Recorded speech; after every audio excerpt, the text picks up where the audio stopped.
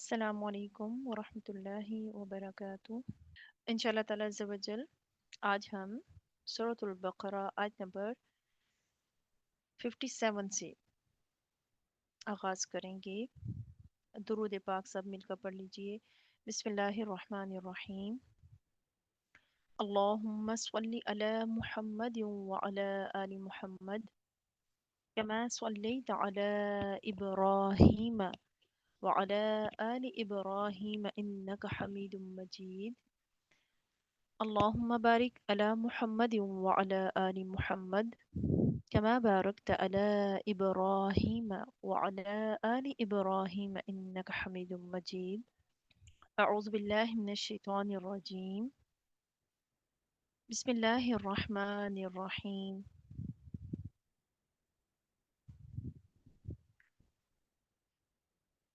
وظللنا اور ہم نے سایہ کیا علیکم الغمام تم پر بادلوں کا وَأَنزَلْنَا اور ہم نے اتارا نا، اب دیکھیں سب کی بات ہو رہی ہے، جمع کا صیغہ ہے، علیکم تم پر، المن من، والسلوى اور سلوى، کلو کھاؤ، یہ بھی جمع کا صیغہ ہے، سب کو حکم تھا، من سے، طیباتی پاکیزہ چیزیں، ما جو، رزقناکم ہم نے تمہیں دی، وما ظلمونا وما اور نہیں، ظلمونا ہم نے ظلم کیا ان پر، ولیکن اور لیکن دوسرا مطلب دیکھیں، وما ظلمونا اور انہوں نے ظلم نہیں کیا ہم پر، ولیکن اور لیکن،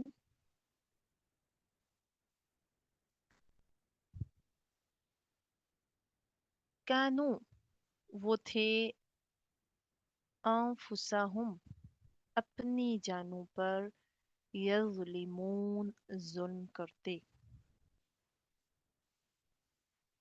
جیسے کہ ہم پہلے پڑھ چکے ہیں کہ بنی اسرائیل کا جو اصلی وطن تھا وہ شام تھا۔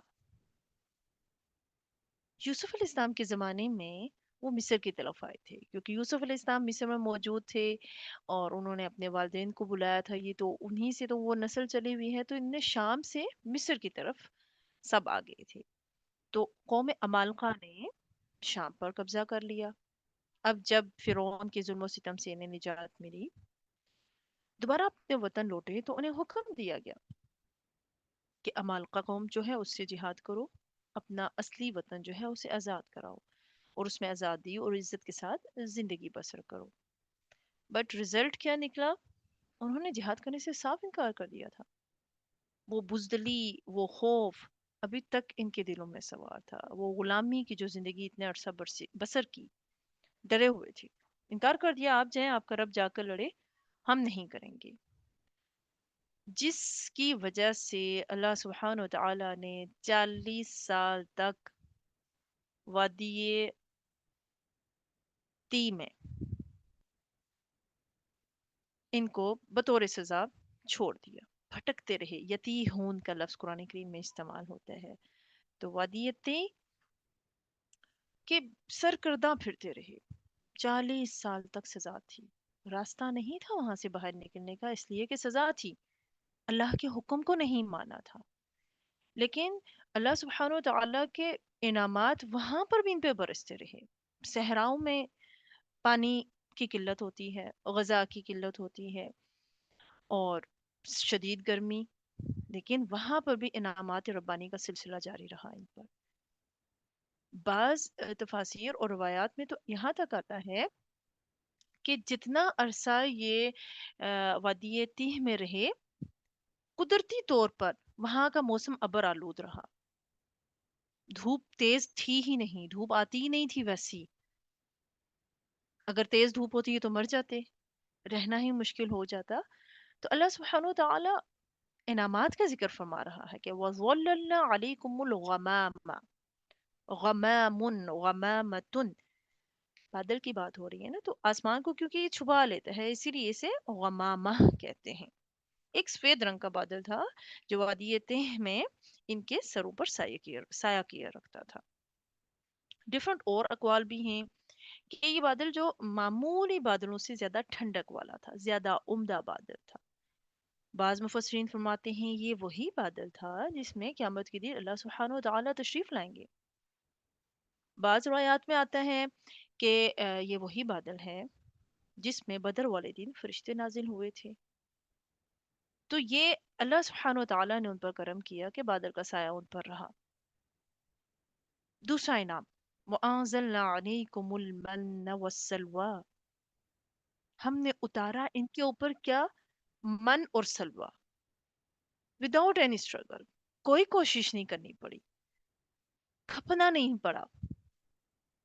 اللہ تعالیٰ نے بادلوں کا سایہ بھی کر دیا، سزا بھی ملی ہوئی ہے، لیکن اللہ سبحانہ و تعالیٰ کی رحمت دیکھیے، پھر بھی انہیں بغیر محنت مشقت کے کھلا بھی رہا ہے، پلا بھی رہا ہے، پہنا بھی رہا ہے. تو من عطا فرمایا. من کیا ہے؟ من آ، درختوں پر اترتا تھا اور گوند کی طرح کی قسم کا تھا، جم جایا کرتا تھا. صبح جاتے تھے جمع کر کے کھا لیا کرتے تھے. بعض کہتے ہیں کہ شبنم کی وضع کا تھا، بعض کہتے ہیں کہ اولوں کی طرح من ان کے گھروں پر جو ہے اترتا تھا، جو دودھ سے زیادہ سفید اور شہد سے زیادہ کیا تھا؟ میٹھا تھا. صبح صادق سے لے کر آفتاب نکلنے تک اترتا رہتا تھا،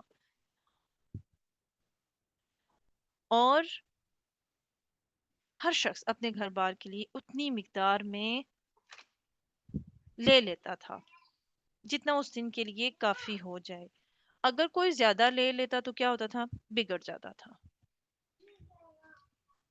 جمعے کے دن 2 دن کا وہ لے لیا کرتے تھے، اور جمعے اور ہفتے کا 2 دن کا یہ لے لیا کرتے تھے. اس کی وجہ یہ تھی کہ ہفتہ کا دن ان کی عبادت کا دن تھا، اور حکم یہ تھا کہ اس دن یہ نہیں آئے گا. اس دن سارا جو فوکس کرنا ہے وہ عبادت پر کرنا ہے. بعض مفسرین فرماتے ہیں کہ من شہد جیسی چیز تھی، میٹھی، پانی میں ملا کر پیتے تو میٹھی. اور ہمارا جو شہد ہے دنیا میں اس من کا 70واں حصہ ہے. یعنی آسان لفظوں میں یہ ایک ایسی چیز تھی جو انہیں بلا تکلیف و تکلف کے اللہ سبحانہ تعالیٰ عطا فرما رہا تھا، کہ اگر اسے کھایا جائے تو کھانے کی چیز تھی، پانی میں ملایا جائے تو پینے کی چیز تھی، اگر دوسری چیزوں کے ساتھ اس کو ملا دیں تو وہ اور ٹیسٹ دیتی تھی، اور چیز ہو جاتی تھی. اب سلوا، سلوا جو ہے ایک قسم کا، ایک خاص قسم کا پرندہ تھا جو چڑیا سے کچھ بڑا، سرخی مائل رنگ کا تھا. جنوبی ہوائیں چلتی تھی اور ان پرندوں کو وہاں پہ لا کر جمع کر دیتی تھی. اب دیکھیں یہ اللہ سبحانہ تعالیٰ کی طرف سے ان کا انتظام ہو رہا ہے. وہ ڈھیر لگ جاتے تھے، وہاں جمع ہو جاتے تھے. بنی اسرائیل اپنی ضرورت کے مطابق انہیں پکڑ لیتے، ذبح کر کے کھاتے. اچھا، ایک دن سے زیادہ جو بھی وہ جمع کرتے تھے بگڑ جاتا تھا. جمعے کے دن جیسے کہ من وہ ہفتے کا بھی جمع کرتے تھے، ایسے ہی جمعے کے دن 2 دن کے لیے جمع کر لیتے تھے، کہ ہفتے کا دن ان کی عید کا دن، ان کی عبادت کا دن تھا. اس میں صرف عبادت میں مشغول رہنا ہے، کوئی شکار نہیں کرنا، کوئی اور کام نہیں کرنا، صرف عبادت کا دن تھا. اب یہ اللہ سبحانہ و تعالیٰ نے ان کو یہ نعمتیں عطا کی، اور پھر ساتھ فرمایا کلو، کھاؤ، میں طیبات، پاکیزہ چیزوں میں سے، ما رزقناکم، جو ہم نے تمہیں دی. یعنی ہم نے تم پر سایہ کیا، ہم نے تمہیں من عطا فرمایا، سلوا دیا. تمہارا کام کیا ہے؟ کھاؤ پیو اللہ کی پاکیزہ چیزوں میں سے. اللہ تعالیٰ فرماتا ہے وَمَا ظَلَمُونَا، انہیں کھانے پینے کا حکم تھا کہ آپ کھاؤ پیو ان میں سے، اور نافرمانی نہیں کرنی. ہم نے ان پر ظلم نہیں کیا، وَلَكِنْ كَانُوا أَنفُسَهُمْ يَظْلِمُونَ، اللہ تعالیٰ فرماتے ہیں وہ اپنی جانوں پر خود ظلم کرتے تھے. اللہ نے تو بغیر محنت کے انہیں چیزیں عطا کی کہ تم انہیں کھاؤ پیو اللہ کی عبادت کرو. تو من دیکھے وہ احسان کے طور پر بھی ہے نا. تو بغیر محنت و مشقت کی یہ لذیذ رزق انہیں اللہ کی طرف سے میسر آ جاتا تھا. اسی لیے اسے من بھی ارشاد فرمایا نا گویا احسان کے طور پر یہ چیز عطا کی. اور جو بٹیر نامی یہ سلوا تھا اس کے شکار میں ان کے جو افسردہ دل تھے پریشان دل تھے ان کی تازگی کا ایک سما بنتا تھا اس لیے اسے سلوا کے نام سے تعبیر فرمایا گیا. اللہ تعالیٰ فرماتے ہیں ہم نے کوئی ظلم نہیں کیا تھا وہ اپنی جانوں پر خود ظلم کرتے تھے خود انہوں نے غلط حرکتیں کی. ایون آپ دیکھیں کہ بادلوں کا سایہ بھی ہوا من بھی ملا سلوا بھی ملا اور قدرتی طور پر اللہ سبحانہ وتعالی نے ان کے لیے پانی کا انتظام بھی فرمایا. ان کو پانی بھی وہاں پر ملا 12 چشمے ان کے لیے جاری ہو جایا کرتے تھے. کوشچن کیا نا ان لوگوں نے کہ ہم پانی کہاں سے حاصل کریں گے. تو کیا ہوا ان کے لیے 12 چشمے بھی جاری کر دیے گئے. اس کے ساتھ ساتھ ان کا لباس ان کے قد کے ساتھ بڑھتا رہتا تھا. ایون 1 سال کے بچے کا لباس بھی جو ہے نا جیسے جیسے اس کی قد و قامت بڑھتی تھی بڑھتا جاتا تھا. نہ وہ پھٹتا تھا نہ خراب ہوتا تھا نہ میلا ہوتا تھا. تو یہ اس قدر اللہ سبحانہ وتعالی نے نعمت عطا کی. لیکن بجائے اس کے کہ یہ اللہ کا شکر ادا کرتے اللہ تعالیٰ کی نعمتوں کی ناشکری کی اور یہی ان کا اپنی جانوں پر ظلم کرنا تھا. باوجود اس کے کہ ہم دیکھیں کہ اس سے پہلے بھی تو بہت کچھ اللہ تعالیٰ نے ان پر نعمتیں نازل فرمائی. انہوں نے نہ قدر کی لیکن اللہ سبحانہ وتعالیٰ نے انہیں پھر بھی عطا فرمایا. تو اللہ تعالیٰ فرماتا ہے انہوں نے اپنی جانوں پر خود ظلم کیا ہم نے تو ان کو عطا کیا لیکن یہ انہوں نے شکریہ ادا نہیں کیا نہ قدری کی. آگے آئیے دیکھیے اللہ سبحانہ وتعالیٰ اگلی آیت میں کیا ارشاد فرماتے ہیں. اگر ہم دیکھیں کمپیریٹیولی بنی اسرائیل کو دیکھیں اور حضور صلی اللہ علیہ وآلہ وسلم کی امت کو دیکھیں سٹارٹنگ آف اسلام کو دیکھیں کہ صحابہ کرام کا کیا طرز عمل تھا. کہ ایک طرف وہ کہ جہاں انعامات کی بارش ہو رہی ہے اللہ نواز رہا ہے قدر نہیں ہے. دوسری طرف حضور صلی اللہ علیہ وسلم آپ کے صحابہ کرام پر نظر ڈالی جائے تو سخت سے سخت مصیبتیں انہوں نے برداشت کی. حضور کی پیروی میں لگے رہے اللہ سبحانہ و تعالی کی عبادت پر جمے رہے. انہوں نے معجزات طلب نہیں کیے. انہوں نے یہ نہیں کہا کہ حضور ہمیں یہ چاہیے ہمیں وہ چاہیے. انہوں نے حضور سے دنیا کی راحتیں طلب نہیں کی. ایون جنگ تبوک کا موقع آپ دیکھیے کہ بھوک کے مارے بےتاب تھے. اس وقت حضور کی بارگاہ میں آ کے دعا کی کہ یا رسول اللہ اس کھانے میں مطلب ہمارے پاس کچھ نہیں ہے جو تھوڑا بہت ہے حضور کے حکم کے مطابق کہا کہ لاؤ جو ہے اس کو جمع کرو وہ بھی نہ ہونے کے برابر تھا. تو حضور دعا کیجئے کہ اللہ اس میں برکت پیدا فرمائے. حضور نے دعا فرمائی کھانے میں اللہ سبحانہ و تعالیٰ نے اپنے فضل سے کرم سے برکت پیدا فرمائی کہ جتنے تھے سب نے پیٹ بھر کے کھانا کھایا. یہ اللہ کا فضل تھا کرم تھا کہ بنی اسرائیل والا حساب نہیں تھا کہ مل رہا ہے نا شکریہ ہے. وہاں پر جان نکل رہی تھی تو اللہ کے حضور سے درخواست کی. انہوں نے اللہ تعالیٰ کی بارگاہ میں التجا کی اللہ نے عطا فرمایا برکت کی. اور پھر اللہ تعالیٰ نے می بھی برسایا بارش بھی نازل فرمائی. اور وہ ایسی بارش تھی کہ جس سے سب برتن بھر لیے اور جانوروں کو پلایا پانی کی ریل پیل ہوگی. پھر آگے اللہ تعالیٰ فرماتا ہے یہ ایک چھوٹا سا موازنہ تھا کہ حضور کے صحابہ کا طرز عمل دیکھیے کہ ان کا کیا حال تھا. انہوں نے کتنی مشقتیں برداشت کی کتنی تکلیفیں برداشت کی لیکن بنی اسرائیل والا ان کا کام بنی اسرائیل کی طرح نہیں تھا. اور بنی اسرائیل کو اتنا اللہ سبحانہ و تعالیٰ نے عطا فرمایا لیکن وہ ناشکرے تھے. مزید اللہ تعالیٰ ارشاد فرماتا ہے وَإِذْ قُلْنَا اور جب ہم نے کہا ادخلوا تم داخل ہو هذه القرية اس بستی میں فَكُلُوا پس کھاؤ منہا اس سے حیثو جہاں شئتم تم چاہو رغدن با فراغد وَدْخُلُوا الْبَابَ اور تم داخل ہو دروازے سے سجدہ سجدہ کرتے ہوئے وقولوا اور کہو حتتن بخش دے نغفر لکم ہم بخش دیں گے تمہارے لیے تمہیں خطایاکم تمہاری خطاؤں کو वसनज़ीदुल मुहसिनीन, और अनकरीब हम ज्यादा करेंगे, ज्यादा अता फरमाएंगे नेकी करने वालों को। फबद्दल अल्लज़ीना, बस बदल डाला, अल्लज़ीना उन लोगों ने, ज़लमू जिन्होंने जुल्म किया, कौलन बात, गैर अल्लज़ी सिवाय इसके जो क़ीला कही गई थी, लहुम उन्हें, फ़अंज़लना बस हमने उतारा, अलल्लज़ीना उन लोगों पर, ज़लमू जिन्होंने जुल्म किया, रिज्ज़म अज़ाब, मिनस्समाई आसमान से, बिमा कानू यफसुकून बसबब इसके कि वो नाफरमानी करते थे। जब मूसा अलैहिस्सलाम को लेकर ये बनी इसराइल को लेकर मिस्र से आए और उन्हें अर्ज़ मुक़द्दस में जाने का हुक्म हुआ, यानी जो उनकी मौरूसी ज़मीन थी, उनसे कहा गया, मैंने जैसे कि आपको पहले बताया कि अमालिक हैं, और उनसे जाओ मुकाबला करो, जिहाद करो। इनकार कर दिया, वादिये तह में जो है, तीह में वो भटकते रहे। अब जो मैंने आपके सामने आयत पढ़ी, इनमें अल्लाह ताला ने क्या हुक्म दिया कि जाओ उस बस्ती में दाखिल हो जाओ। 40 साल तक, 40 साल तक ये भटकते रहे। इनकी जनरेशन में वो जो खौफ और वो गुलामी की जिंदगी थी, वो जनरेशन खत्म हुई। न्यू जनरेशन आई जिसने आजादी के साथ वो टाइम गुजारा था। उनमें फिर कुछ ऐसे पैदा हुए कि जिन्होंने फिर मुकाबला किया,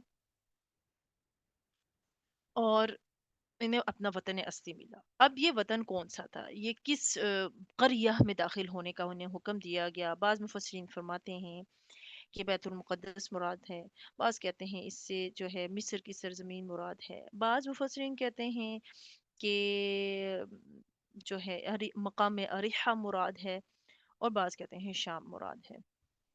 तो ये डिफरेंट अकवाल है मुफस्सिरीन किराम के। बहरहाल हमारा ईमान है अल्लाह सुब्हान व तआला ने उन्हें बस्ती में दाखिल होने का हुक्म दिया, और फरमाया कि अब जब अल्लाह ताला ने आपको कामयाबी दी है, फतह से सरफराज किया है, तो तुमने आजिजी और इनकिसारी से उस बस्ती में दाखिल भी होना है, सजदा शुक्र भी अदा करना है, और रिज़्क़ हलाल खाओ पियो, लेकिन जुबान जो है अल्लाह के जिक्र से तर हो, सजदा करते हुए तुमने जाना है।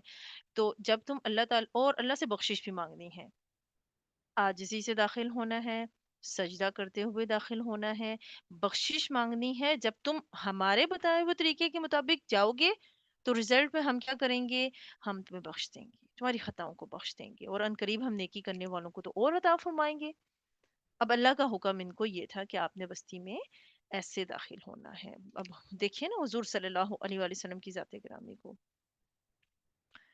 जब मक्का फतह हुआ तो हुजूर सल्लल्लाहु अलैहि वसल्लम कितनी आजिज़ी, तवाज़े और इनकिसारी के साथ आप अलैहिस्सलाम दाखिल हुए थे, सर झुकाए हुए, ऊँटनी के पालान से आपका सर लग रहा था, इस कदर झुके हुए थे, आजिज़ी के साथ।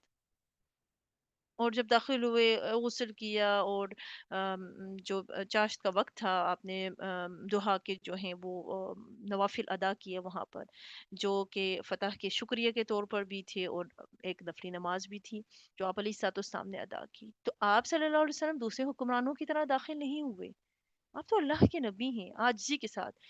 तो हुजूर का तर्ज अमल देखें, और जिनको अल्लाह सुब्हानहू व तआला ने गाइडलाइन दी कि तुमने कैसे इंटर होना है, उनका तर्ज अमल देखें। अल्लाह ने तो हुक्म दिया था कि क्या करना है, वदखुलुल बाब सुज्जदा, सजदा करते हुए जाना है। बाज़ मुफस्सिरीन फरमाते हैं सजदे से मुराद रुकू है, बाज़ कहते हैं कि यहाँ पर सजदे से मुराद खुशू व खुजू है, कि खुशू व खुजू के साथ जो है वहाँ पर दाखिल होना है। और बाज़ कहते हैं हकीकत में सजदा ही है, जैसे कि हज़रत इब्न अब्बास रज़ियल्लाहु तआला अन्हु फरमाते हैं कि ये दरवाज़ा जो था ना, जिस दरवाजे से उन्होंने दाखिल होना था, क़िबले की जानिब था, और उसका नाम बाबुल हित्वा था। और मुफस्सिरीन जो है उससे मुराद जहते किबला भी लेते हैं। अल्लाह ने हुक्म दिया था सजदा करते हुए जाना है, तो बजाय ये सजदा करते हुए जाते, ये अपनी रानों पर खिसकते हुए करवट के बल दाखिल होने लगे। सजदा में सर झुकता है, उन्होंने सरों को झुकाने के बजाय ऊंचा कर लिया। तो देखें, सजदे का हुक्म था, सजदा ना किया। दूसरा हुक्म यह था वक़ूलू हित्ततुन, تم نے کیا کہنا ہے اللہ ہمیں بخش دے، ہم سے بڑی غلطیاں ہوئی ہیں، معافی مانگنی ہے. بٹ انہوں نے حتتن نہیں کہا، ان کی زبانوں پر بخشش نہیں تھی، بلکہ یعنی اپنے گناہوں کا اعتراف ہوتا ہے نا کہ اللہ بخش دے، ہم سے غلطیاں ہوئی ہیں، ہم سے گناہ ہوئے ہیں، ہماری خطاؤں کو معاف کر. تو رزلٹ میں اللہ نے ان کو بخشنا تھا، ان کی خطاؤں کو بخشنا تھا، لیکن انہوں نے کیا کیا؟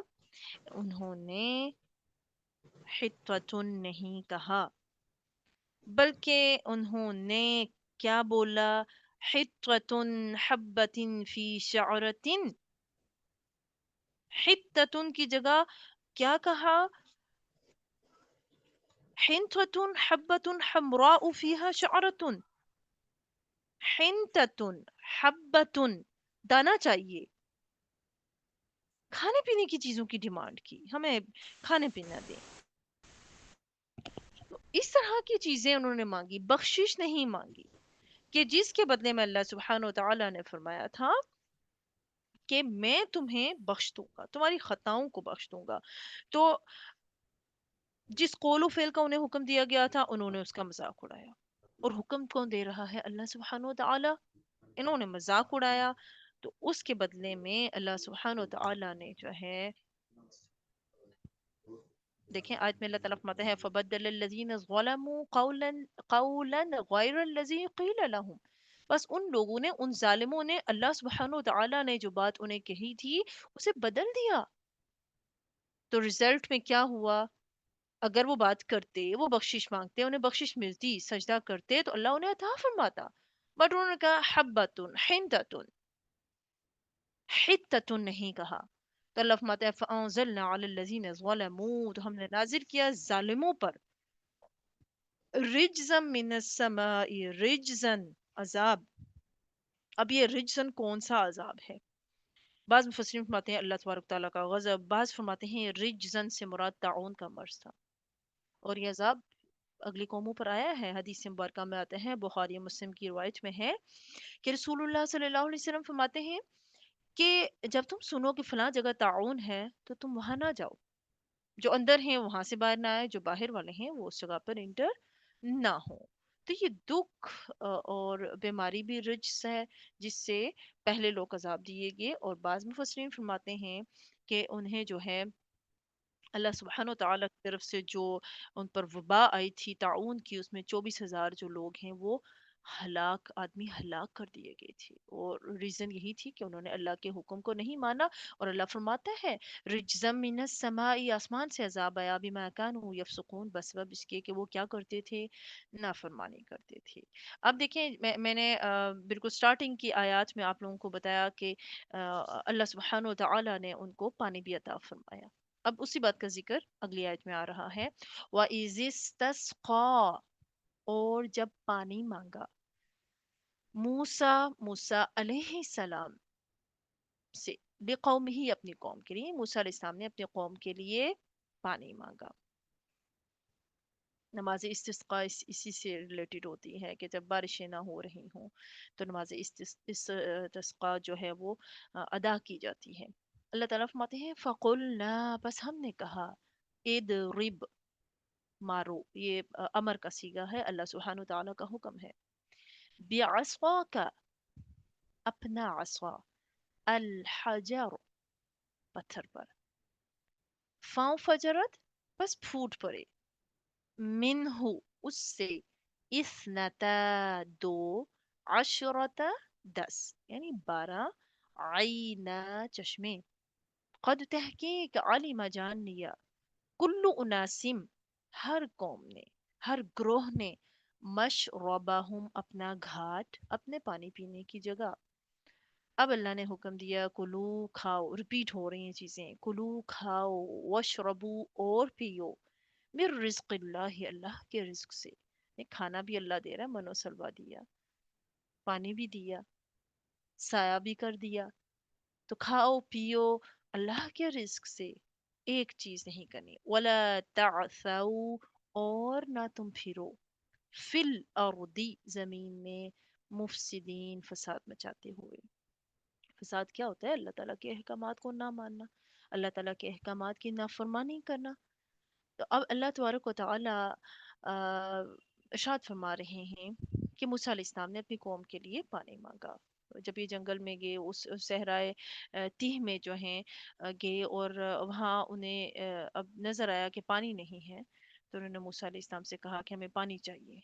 मूसा अलैहिस्सलाम ने अल्लाह सुब्हानहू व तआला से जो है वो दुआ की। तो अल्लाह ताला ने हुक्म दिया कि फला पत्थर पर अपना आसा मारो, और जैसे ही आपने अपना आसा मारा तो उसमें से पानी के 12 चश्मे जारी हो गए।